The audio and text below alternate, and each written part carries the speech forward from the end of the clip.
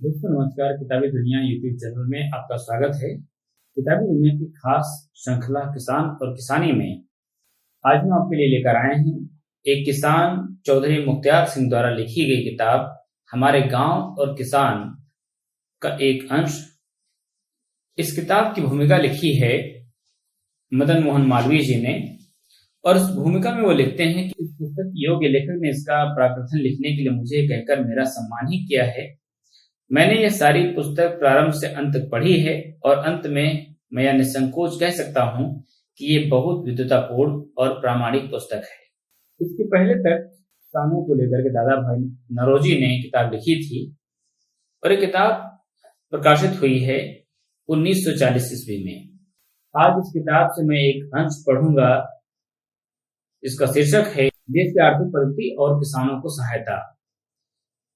इस अंश को पढ़ने का एक मतलब ये भी है कि जिस दौर में हम हैं और किसानों के सवाल को जिस तरह से नजरअंदाज किया जा रहा है, तो देखना है कि 1940 में जब हिंदुस्तान पर अंग्रेजों का शासन था, उस समय की शासन व्यवस्था और आज की शासन व्यवस्था किस तरह से किसानों को देख रही है, समझ रही है, और इस बात को हमें किसान के दृष्टिकोण से समझने का प्रयास करेंगे। तो आइए सुनते हैं देश की आर्थिक पद्धति और किसानों को सहायता। आमतौर पर लोगों का ख्याल है कि कृषिजन्य पदार्थों के दाम उनकी कुल उपज और मांग पर निर्भर होते हैं। एक चीज की पैदावार दुनिया में बहुत हुई, लेकिन उसकी जरूरत या मांग कम हुई तो दाम कम हो जाते हैं। इसके विपरीत यदि पैदावार कम हुई और मांग ज्यादा हुई तो वह चीज महंगी बिकने लगती है। ढुलाई के साधनों का भी मूल्य पर प्रभाव पड़ता है। हिंदुस्तान से इंग्लैंड जाने वाला अनाज यदि जल्दी, सुरक्षित और कम किराए में पहुंच गया तो दाम कम होंगे, और यदि जहाज अच्छे न हुए, किराया बहुत लगा और दिन भी ज्यादा लग गए तो दाम बढ़ जाएंगे। मूल्य के निर्धारण का यह सिद्धांत सच है, लेकिन दरअसल कुछ और ताकतें भी हैं जो मूल्य निर्धारण पर खूब असर डालती हैं। उस साल हुई इंग्लैंड में कृषिजन्य पदार्थों की कीमतें स्थिर करने के लिए एक कमेटी नियत की गई थी। इसने पदार्थों की कीमत निर्धारण करने वाली सब शक्तियों की खूब जांच की थी। अर्थशास्त्री विद्वानों की सम्मतियां अलग अलग उद्धृत न कर यही कहना काफी होगा कि प्राय सभी विद्वानों ने उस कमेटी के सामने गवाही देते हुए ये बात बड़े जोर से कही थी कि जब देश में मुद्रा ज्यादा हो जाती है तो वस्तुओं के दाम बढ़ जाते हैं। जब बैंक ऑफ इंग्लैंड में यही बैंक नोट वगैरह उस समय निकालती थी, ज्यादा नोट निकाल देती है तो चीजें महंगी बिकने लगती हैं, और जब वह बहुत से नोट वापस ले लेती है तो चीजें सस्ती हो जाती हैं। उक्त कमेटी सब गवाहियों पर विचार करने के बाद इस परिणाम पर पहुंची थी कि मुद्रा या सिक्के, नोट आदि की क्रय शक्ति किसी और शक्ति की अपेक्षा मूल्य निर्धारण पर अधिक प्रभाव डालती है। यह उन विशेषज्ञों की सम्मति है जिन्होंने कृषिजन्य पदार्थों की उतार चढ़ाव की जांच की है। भारतवर्ष के राजनीतिक नेताओं, व्यापारियों, अर्थशास्त्रियों और व्यवसायियों की भी यही राय है। वे एक अरसे से लगातार चिल्ला रहे हैं कि सरकार सिक्के की कीमत कृत्रिम रीत से चढ़ाए रखना बंद कर दे, लेकिन सरकार आज तक अपने उसी इरादे पर दृढ़ है। अनेक प्रांतीय सरकारों ने भी रुपए की कीमत पर कृत्रिम कठोर नियंत्रण के विरुद्ध अपनी सम्मति प्रकट की है, लेकिन केंद्रीय सरकार की जिद अभी तक कायम है। 1926 से 1930 तक के 5 सालों में सरकार ने प्रचलित सिक्कों में 99 करोड़ 67 लाख रुपए की कमी कर दी। जब एक देश की सरकार बाजार में चलते हुए सिक्कों को कम कर देती है तो स्वभावतः कृषिजन्य पदार्थों के दाम भी गिर जाते हैं। भारतवर्ष स्वभावतः बहुत बड़ी मात्रा में कच्चा माल बाहर भेजता है, इसलिए विदेशी व्यापारियों का लाभ इसी में है कि कृषिजन्य पदार्थों की कीमतें कम रहें। यह चीज प्रचलित सिक्कों की संख्या कम करने से आसानी से हो सकती है। सिक्कों की कमी बेशी से मूल्य पर कितना भारी असर पड़ता है, इसका अध्ययन करने वाले जानते हैं कि पिछले कुछ सालों में किसानों को बिना उनकी किसी गलती के सिर्फ इसी एक शरारत की वजह से करोड़ों रुपयों का नुकसान हो गया है। किसी स्वतंत्र देश में किसी सरकार को इतनी आपत्तिजनक कार्रवाई इतने सालों तक जारी रखने की इजाजत नहीं दी जाती। अभी बहुत साल नहीं गुजरे जबकि इंग्लैंड की सरकार ने अपने देश के लाभ के लिए स्वर्णमान छोड़ दिया था। तब हमारे रुपए को नाजायज तौर पर उसके साथ बांध दिया गया। इसका परिणाम यह हुआ कि रुपया बढ़ जाने से कृषिजन्य पदार्थों की कीमतें भी कृत्रिम तौर पर ऊंची हो गईं। भारत का अपनी मुद्रा नीति पर कोई अधिकार नहीं है और न वह भारतीय हित को सामने रखकर ही नियत की जाती है।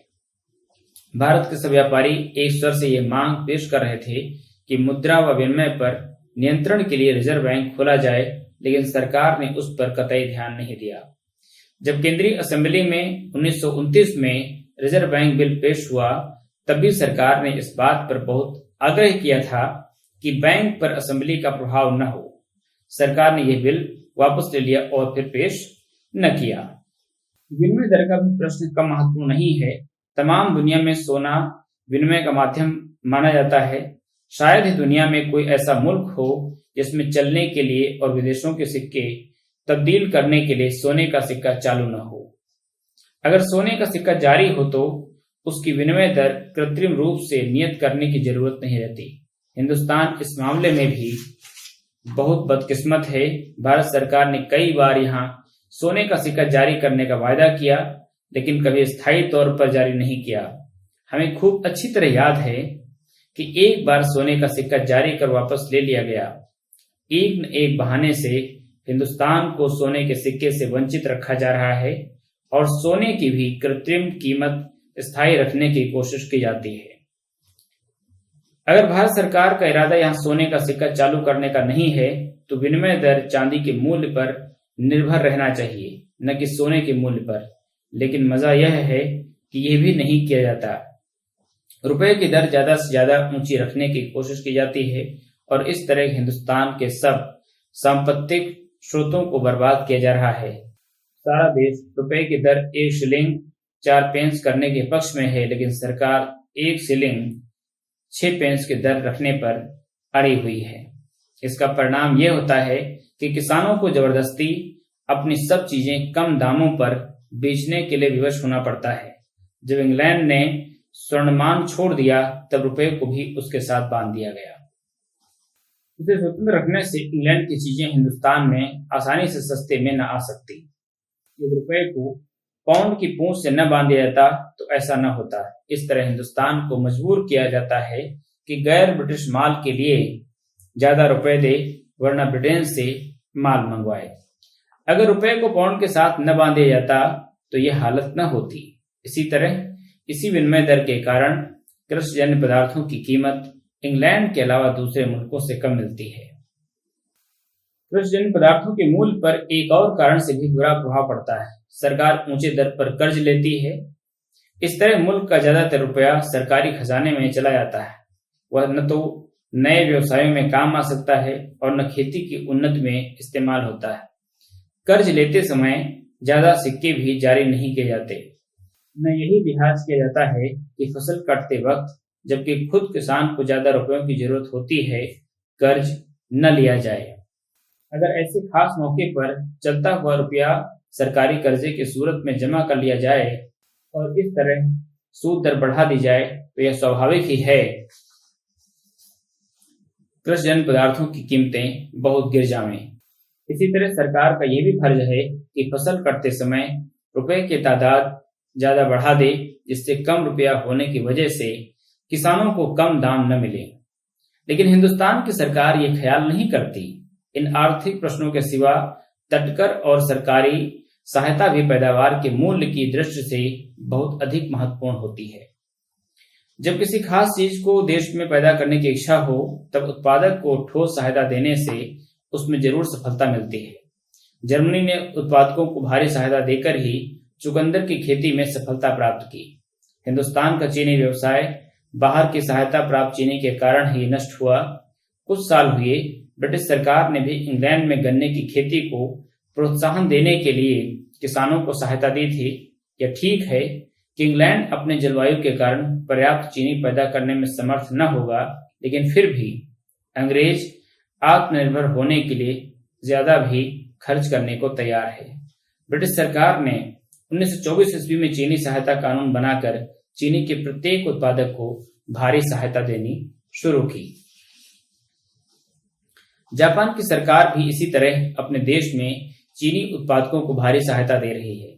शुरू में यह सहायता बीज के खर्च, खाद के खर्च, खेती के खर्च और चीनी तैयार करने के कारखानों के खर्च पर भी दी गई। इस कानून में पीछे से तब्दीली हुई। वर्तमान चीनी सहायता कानून का सारांश निम्नलिखित है। जिस शख्स के पास अपना निजी गन्ने का खेत हो और मशीनों से चीनी बनाता हो, सरकार उसे बीज मुफ्त में देगी। गन्ने के खेतों में सिंचाई करने और नालियां बनाने के आधे खर्च सरकार स्वयं बर्दाश्त करेगी और इस सिलसिले में जिन मशीनों व औजारों की जरूरत होगी वह सरकार स्वयं कर्ज पर यह मुफ्त देगी। सहायता की कुल रकम 15,000 येन से ज्यादा न होगी। सरकार जिसे उचित समझेगी उसे चीनी की मशीनें व औजार काम के लिए देगी। विदेशी चीनी के आयात पर भी भारी तटकर लगाए गए। जहां तक हमारा ज्ञान है, हिंदुस्तान के किसान को किसी भी कृषिजन्य पदार्थ की तैयारी के सिलसिले में कभी कोई सहायता नहीं दी गई। सरकार ने यद्यप करोड़ों रुपया चीनी पर तटकर द्वारा प्राप्त किया, लेकिन इस जरूरी व्यवसाय की उन्नति के लिए कभी थोड़ी सी भी रकम खर्च नहीं की गई। विदेशी माल पर तटकर लगाकर भी खेती की बहुत सहायता की जा सकती है। इंग्लैंड हमेशा मुक्त द्वार नीति का पोषक बनने का दावा करता रहा है और हिंदुस्तान को भी उसने यही पाठ पढ़ाया है। अर्थशास्त्र के विद्यार्थी को यह अच्छी तरह मालूम है कि जब इंग्लैंड ने मुक्त द्वार नीति का समर्थन किया तब तक वह व्यवसाय प्रधान देश बन चुका था। उसने अपने उद्योग धंधों की जड़ें बहुत मजबूत कर ली थीं। कुछ स्वदेशी भावना और कुछ व्यावसायिक उन्नति के कारण इंग्लैंड किसी भी दूसरे देश से व्यापारिक प्रतिस्पर्धा मजे में कर सकता था। इंग्लैंड एक छोटा सा द्वीप है। उसे अपने जीवन निर्वाह के लिए भोजन सामग्री और कारखानों के लिए कच्चे माल की जरूरत थी। दूसरी ओर उसे अपने तैयार माल को बेचना था, इसलिए उसका लाभ इसी में था कि दुनिया को मुक्त व्यापार का उपदेश दे। दूसरी ओर उसे अपने तैयार माल को बेचना था, इसलिए उसका लाभ इसी में था कि दुनिया को मुक्त व्यापार का उपदेश दे। इंग्लैंड ने मुक्त द्वार को सत्यता और न्याय के नाम पर नहीं अपनाया। यदि उसे मुक्त द्वार के औचित्य पर अटूट विश्वास होता तो वह भारतीय माल पर उन दिनों क्यों भारी भारी तटकर लगाता, और आज भी वह क्यों तटकर नीति का समर्थन कर रहा है। कारण स्पष्ट है कि इंग्लैंड के वस्त्र व्यवसाय की उन्नति के लिए भारतीय उद्योग धंधों को नष्ट करना जरूरी था, और आज दूसरे व्यवसाय प्रधान देशों से जो पिछले सालों में एकदम चकाचौंध कर देने वाली तरक्की कर गए हैं, जबरदस्त मुकाबला आ पड़ा है। आज फिर हिंदुस्तान अपनी पुरानी नीति छोड़कर वाणिज्य रक्षा के सिद्धांत को अपना रहा है। जर्मनी में किसानों की सहायता के लिए तटकर नीति का बहुत सहारा लिया गया। एग्रीकल्चरल ट्रिब्यूनल ऑफ इन्वेस्टिगेशन से मालूम होता है 1879 तक मुक्त द्वार की नीति का समर्थन करने के बाद जर्मनी ने भी तटकर नीति को अपना लिया। 1879 में विदेशी अनाज के आयात पर थोड़े से तटकर लगाए गए, लेकिन जब इससे भी काम न चला और दाम गिरते ही गए तो 1855 में तटकर बढ़ा दिए गए। 1887 में तटकरों की दीवार और भी ऊंची कर दी गई। फ्रांस के राजनीतिक रेशनल ने 1891 में ठीक ही कहा है, लोग कहते हैं कि खेती का सच्चा हल चुंगी घर नहीं साइंस है। हो सकता है यह सही हो, लेकिन चुंगी घर ही तो विज्ञान के लिए दरवाजा खोलता है। विज्ञान की समस्त उन्नति चुंगी पर ही निर्भर करती है। इससे पाठकों को मालूम हो गया होगा कि इंग्लैंड, जर्मनी और फ्रांस जैसे महत्वपूर्ण देशों में भी किसान को बचाने के लिए काफी कोशिशें की गई। जर्मनी के राजनीतिज्ञों का यह सिद्धांत है कि अपने देश में जिन चीजों की जरूरत हो उन्हें बिना तट करके या बहुत कम कर लगाकर अपने देश में आने देना चाहिए। वे इस बात का खूब ख्याल रखते हैं कि कोई चीज तैयार माल के रूप में उनके देश में बिना भारी तटकर दिए न पहुंचने पाए। वे यह भी अनुभव करते हैं कि यदि कोई भोजन सामग्री बाहर से मंगानी पड़े तो कम से कम उसके तैयारी पर जो कुछ खर्च हुआ हो वह तो अपने कारीगर या मजदूर भाइयों की जेब में जावे। जो लोग यह कहते हैं कि हिंदुस्तान को अनाज या तिल की बजाय आटा व तेल बाहर भेजना चाहिए, वह शायद यह भूल जाते हैं कि दूसरे विदेश इस खतरे से बहुत अधिक सतर्क हैं। वे हिंदुस्तान के तैयार माल को अपने देश में मंगाकर अपने कारीगरों को भूखा मारना पसंद नहीं कर सकते, जबकि दूसरी तरफ हमारी जो सरकारें रही हैं उनकी योजना समय समय पर यह देखने को मिली है, जैसे ही कोई आर्थिक दबाव पड़ा है या अनाज का संकट हुआ है, तो हमने अपनी कृषि व्यवस्था को उन्नत करने के बजाय तुरंत बाहर से मंगा करके यहाँ की कृषि को, यहाँ के उद्योग धंधों को चौपट करने का प्रयास किया है। भारत जैसे प्राचीन देशों के मुकाबले में कनाडा, ऑस्ट्रेलिया आज जो नए नए आबाद हुए हैं और जिनके पास खेती के लिए विशाल भूमि पड़ी है, जरूर ही अच्छी और सस्ती खेती कर सकते हैं। मुक्त द्वार की नीति पर अमल करने से प्राचीन देश जरूर तबाह हो जाएंगे।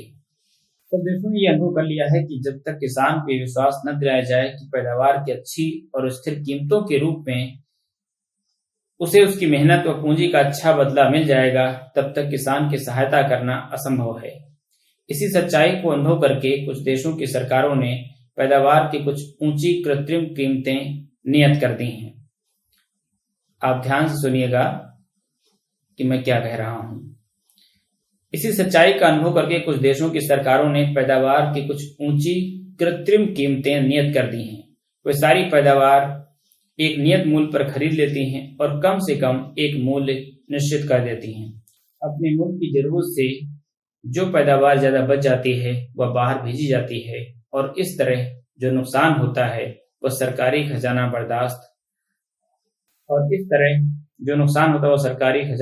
बर्दाश्त करता है। इस सुंदर व्यवस्था हिंदुस्तान के लिए तो अभी स्वप्न है। आज किसान अपनी मांगों को लेकर के उस काले कानून को वापस करने के लिए आंदोलन कर रहे हैं और न्यूनतम समर्थन मूल्य की गारंटी चाहते हैं। ये बात 1940 में चौधरी मुख्तार सिंह लिख रहे हैं कि जो दूसरी सरकारें हैं दूसरे मुल्कों की, वो अपने किसानों को अधिकतम कीमत तय करती हैं और उस कीमत पर सरकारें अनाज खरीदती हैं और जो कुछ घाटा आता है उसको बर्दाश्त करती हैं। दूसरी तरफ अगर हम हिंदुस्तान को देखते हैं तो यहाँ किसानों को उनकी खेती से उनकी फसल को कैसे कम से कम कीमत पर लिया जाए, इसके लिए सारी योजनाएं तैयार कर रही हैं। दोस्तों, ये बात हमको समझनी है कि जो बात 1940 में कही जा रही थी, उससे बदतर स्थिति में हम अपने समय को आज देख सकते हैं। अंतर इतना है कि शासन व्यवस्था बदल चुकी है, लेकिन जो नियत है वो क्या है, इससे आप विगत दिनों से जो कुछ आप सुनते और समझते चले आ रहे हैं, आप समझ सकते हैं। दोस्तों, चौधरी मुख्तार सिंह की ये बात जो कुछ उन्होंने अपने इस किताब में कही है, एक किसान की नजर से देखिएगा कि किसान कैसे चीजों को समझ रहा है और अपने समय की जो सत्ताएं हैं उनका मूल्यांकन कर रहा है। हमें भी अपने समय को देखना चाहिए, समझना चाहिए और किसानों के पक्ष में खड़े होना चाहिए। दोस्तों, यदि ये अंश आपको अच्छा लगा हो तो इसे दोस्तों के साथ साझा करें और अपनी राय हमें जरूर लिखें, जिससे हम इस श्रृंखला को और बेहतर बना सकें। शुक्रिया।